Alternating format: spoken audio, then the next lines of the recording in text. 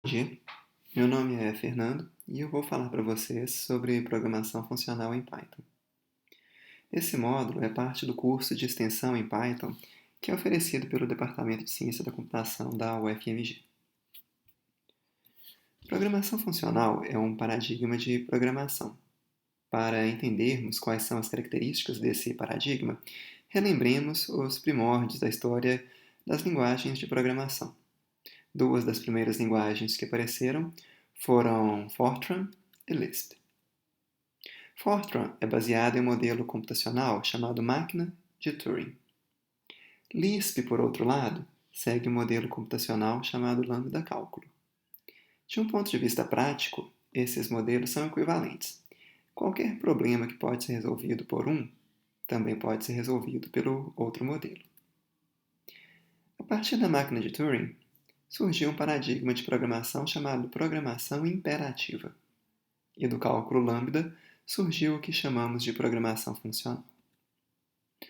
A principal característica da programação imperativa é o estado.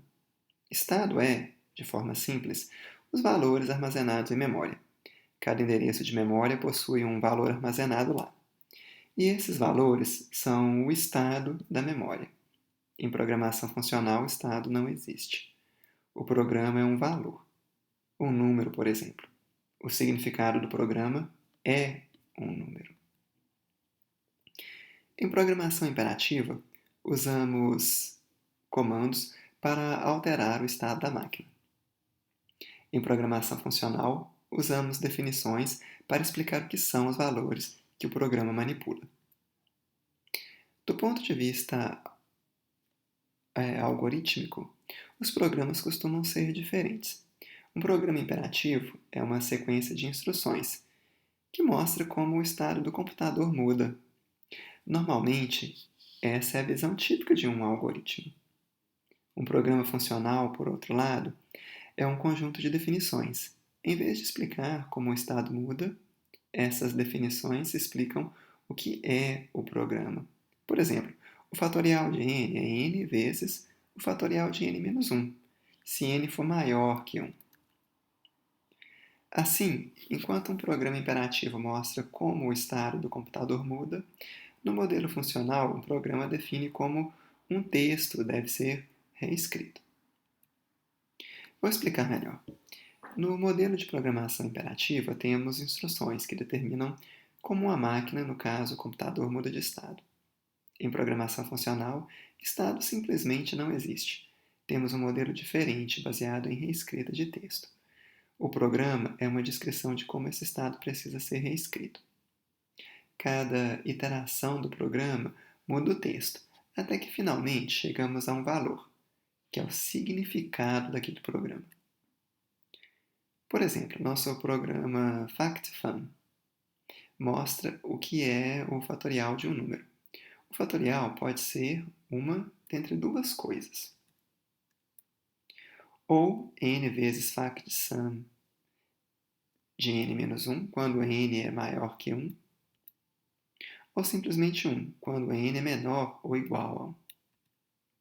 Por exemplo, vamos calcular o fatorial de 3.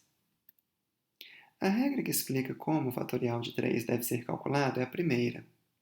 Nesse caso, substituímos esse texto factfun de 3 por 3 vezes factfun de 2. O processo continua da mesma forma. Para calcular o fatorial de 2, usamos novamente a primeira regra.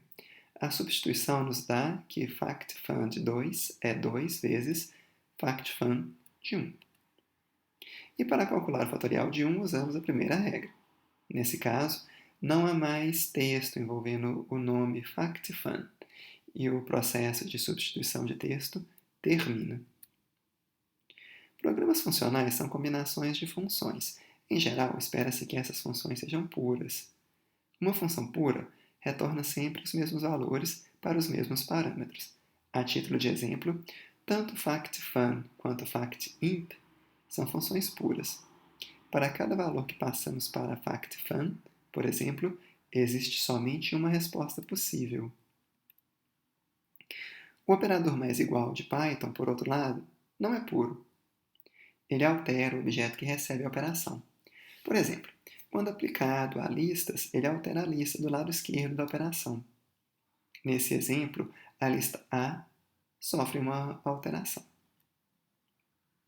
Em contrapartida, o operador mais é puro, pois ele não altera nenhum dos seus dois argumentos.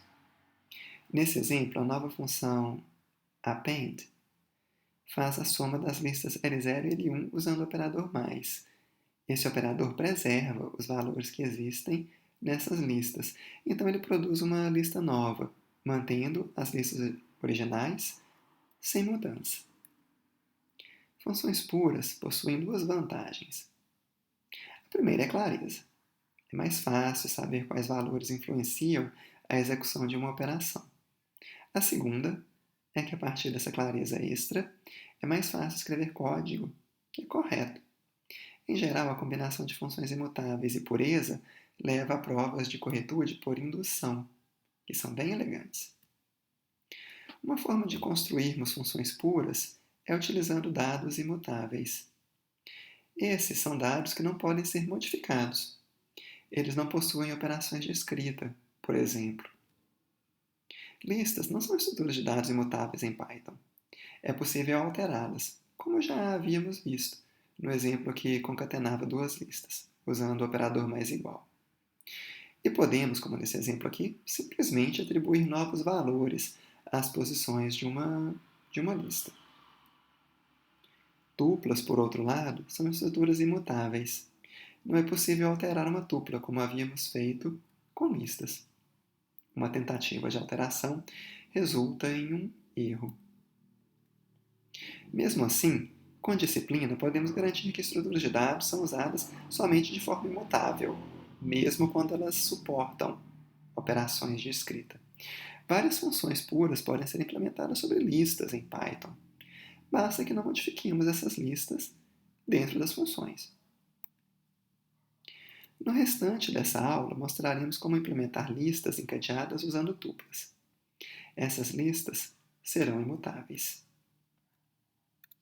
Para entender como essas listas irão funcionar, pensemos um pouco sobre o que é uma lista. Primeiro, nada é uma lista.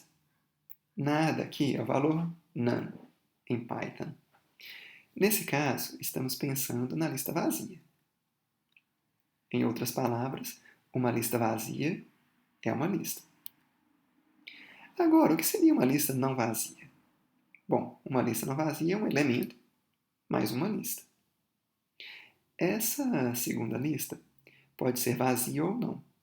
Vejam que trata-se de uma definição recursiva de listas. Para criar listas assim com tuplas, basta utilizar tuplas com dois elementos. O primeiro elemento é o valor que está na lista. O segundo é a continuação da lista, a sua cauda. Por exemplo, aqui temos uma lista com 3 elementos. O primeiro elemento dessa lista é o valor 0. E a cauda da lista é o valor da segunda posição da tupla. Podemos criar listas novas criando novas tuplas. Por exemplo, aqui estamos criando uma nova lista L1, que é igual a L0, mas com o elemento -1 à frente. Para nos ajudar a operar com essas listas, vamos definir duas funções auxiliares. A primeira chama-se head. Head retorna o primeiro elemento de uma lista. A segunda função auxiliar chama-se tail. Tail retorna a cauda de uma lista.